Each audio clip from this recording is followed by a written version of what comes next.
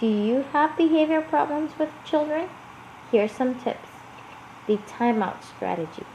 The timeout strategy will help in strengthening good and excellent conduct while diminishing behavior problems with children.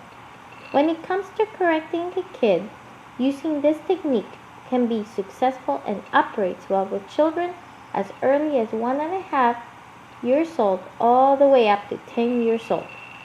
When we as mother and father use this method, we're providing our children this time to themselves to consider other ways to doing it better. Identifying a location.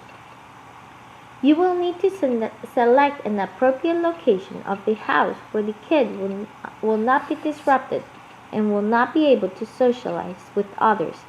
It may be a part of their bedroom, but of course it is not playtime. Perhaps a location in the kitchen or even a seat that has been assigned for the purpose of behavior problems with children. Here's a tip if you have behavior problems with children. Set the timeout limit as the age of your child. For example, if your child is 4 years old, make the timeout 4 minutes long. I also recommend using a timer to keep you honest. Timeout for toddlers. Using this approach for little ones can provide them an opportunity to settle themselves down. It is unlikely that they will sit completely still, but providing that they will remain in their seat, the main goal is being accomplished and will aid significantly in behavior problems with children. Use a calm but assertive tone of voice. When children are asked to finish a particular process or to stop bad behavior, they should be asked in a calm and assertive voice to stop doing what they're doing. If their conduct continues,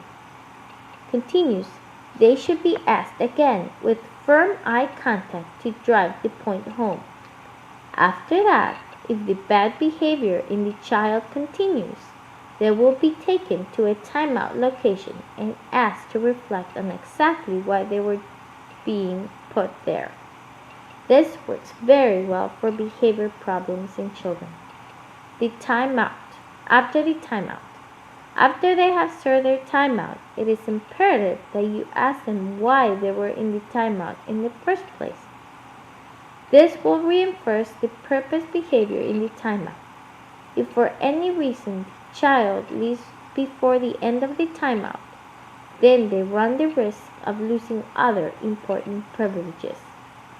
I recommend that you notify the child of these consequences before the infraction occurs. This method works very well for children with behavior problems, but only if you enforce it. For more information, please visit stopbadchildbehavior.com.